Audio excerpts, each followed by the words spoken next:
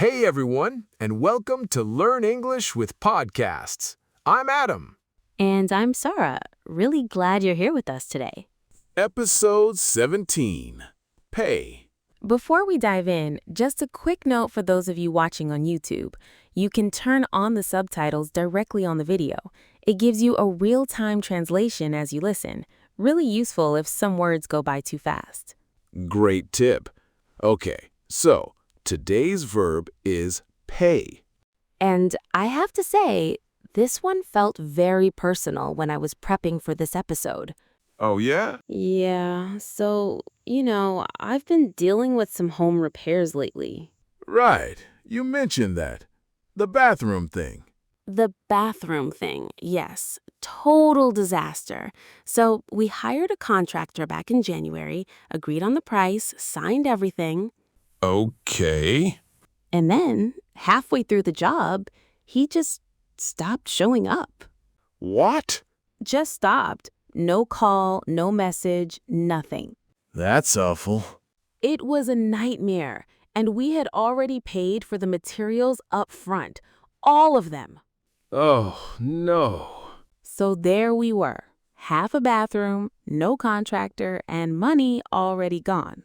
I mean, that's one of those situations where you don't even know where to start. Exactly. And my husband, he wanted to just let it go, move on, find someone else. But you didn't. I did not, because I felt strongly that we deserved to be paid back, at least partially. We had documentation, we had the contract. So you pursued it. We did. It took weeks, but eventually we got most of it back. That's actually impressive. A lot of people just give up in that situation. I know, and honestly, the whole experience made me think a lot about money, about how we handle it as a family. In what sense? Well, my husband and I, we've never been super organized about finances. Like, we have a joint account, we pay for things together, but it was always a bit loose. No real system. No real system. And after this contractor situation, we sat down properly for the first time in years. And had the money talk. The money talk, which if you've ever had one with a partner, you know it's not always comfortable. No, it really isn't.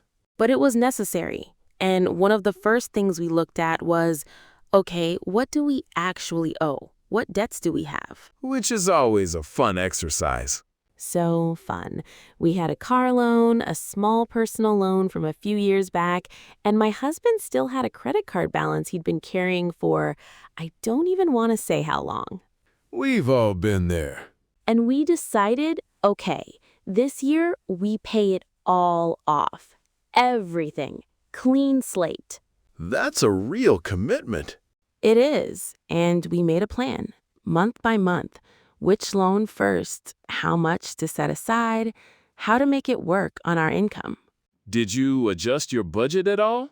Completely. We cut a few subscriptions, reduced eating out, and I started being much more deliberate about where money goes. That discipline, it sounds simple, but it's actually really hard to maintain. It is hard, especially with kids, because kids, they always need something. New shoes, school trips, sports gear. Right. The unexpected expenses just keep coming. Always. And one thing I realized through all of this is I used to pay out money without thinking. Just spend whatever was needed. Reactive rather than planned. Completely reactive. And now I'm much more conscious. If we have a big expense coming, I think about timing. I think about what we can absorb. That shift in mindset, it's huge. Most people only make that shift after something goes wrong. Absolutely. The contractor situation was painful. But honestly, it forced us to get serious about money in a way we probably should have done years ago. There's something almost ironic about it. You had to lose money to learn how to manage it better. Exactly. And my mother-in-law, bless her, she kept saying that all along. She used to tell us when we were younger, be careful, pay in regularly, build a cushion, don't rely on credit. Old school advice. Very old school, but she wasn't wrong. If we had been more disciplined about putting money away, paying in consistently, that contractor situation would have hurt a lot less. Because you'd have had reserves. Exactly, a buffer, something to fall back on. You know what's interesting? Everything you just described, the whole story, is basically a masterclass in the pay family of phrasal verbs.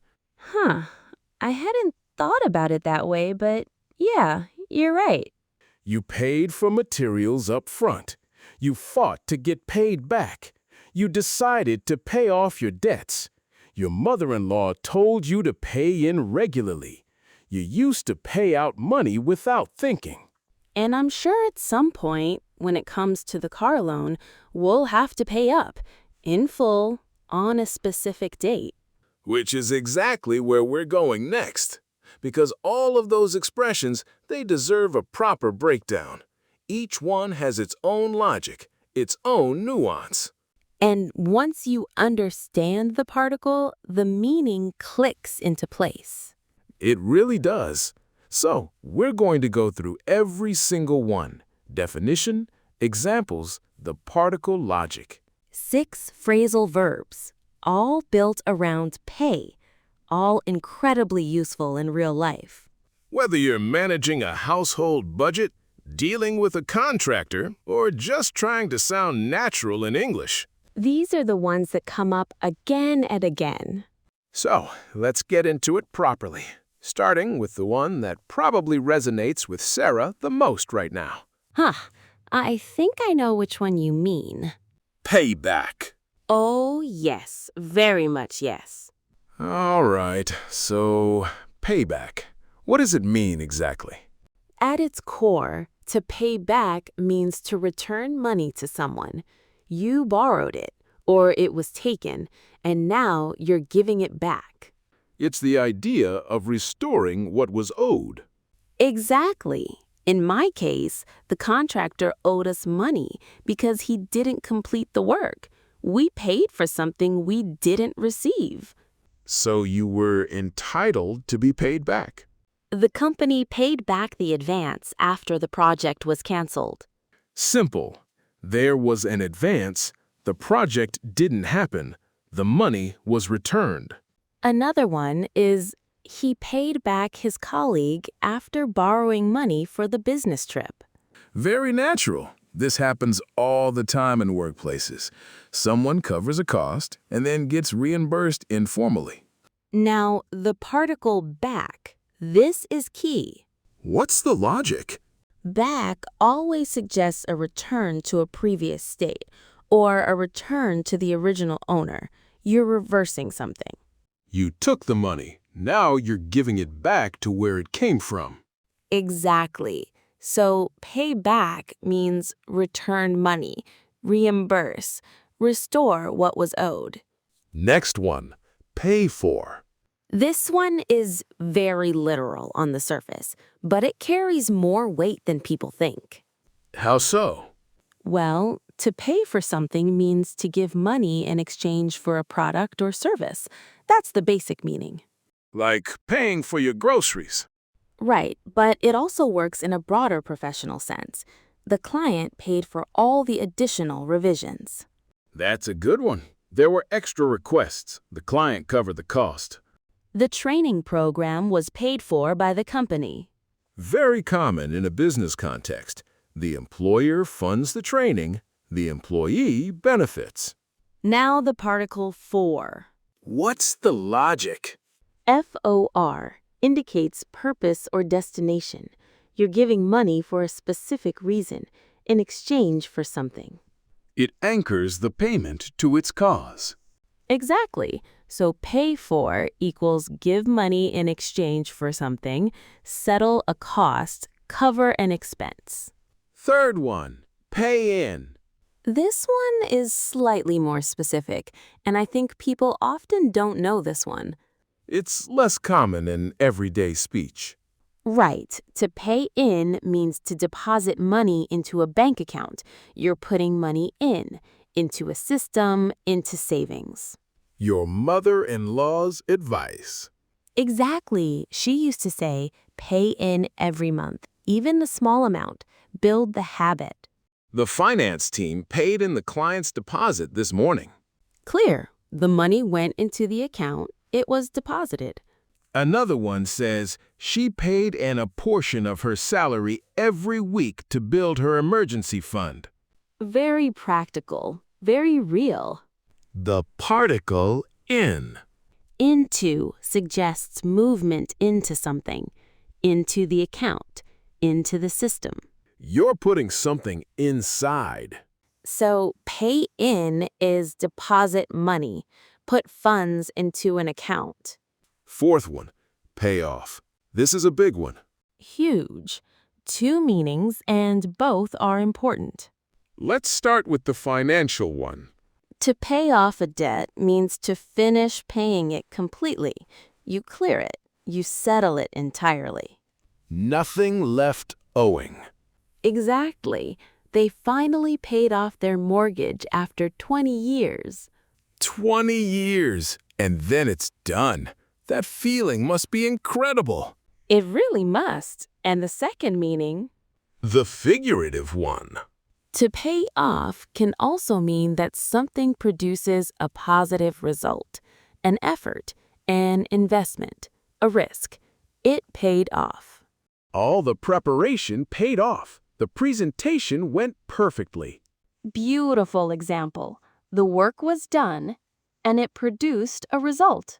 Her decision to retrain paid off when she got the promotion. Yes, she took a risk. She invested time and energy, and it was worth it. The particle off.